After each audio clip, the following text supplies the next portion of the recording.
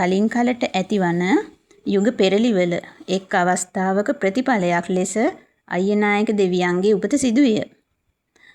එක් යුගයක තම ශක්තියෙන් මුළු මහත් ලොව බියගන්වාගෙන සිටි අසුර කාන්තාවක් වන මහීෂී නම් අති ප්‍රබල අසුරියගෙන් මේ ලෝකය බේරා ගැනීමට ඊටමත් තෙදබල අධ්‍යාත්මික ශක්තියක් සහිත පුද්ගලයෙකුගේ අවශ්‍යතාවය ඊටමත් තදබල ලෙස දැනී තිබුණි.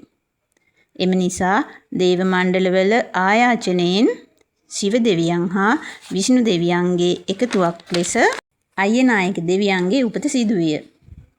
ශිව දෙවියන් සහ විෂ්ණු දෙවියන් මෝහිනී නැමැති කාන්තාවතාරයෙන් මෙලොවට අධ්‍යාත්මික දෙවිඳු කෙනෙකු වන අය්‍යනායක දෙවියන් මෙලොවට බිහි කරා.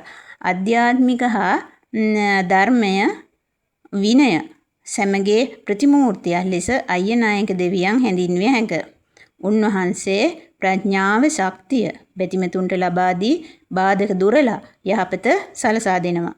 විශේෂයෙන් දකුණු ඉන්දියාවේ කේරළයේ උන්වහන්සේ පිදුමට භාජනය වෙනවා. අසුරී මහේෂී විනාශ කර නව යුගයක නව පරිච්ඡේදයක් ඇති කළ අය්‍යනායක දෙවිඳු කලියුගයේ සක්‍රීය දෙවි කෙනෙකු ලෙස හඳුන්වන්න පුළුවන්. දුනු ඊතල සහිතව කොටියකු පිට ආසනාරූಢව වැඩ හිඳී. යෝගාසනාරූಢව වැඩ හිඳීම උන්වහන්සේගේ විශේෂත්වයක්.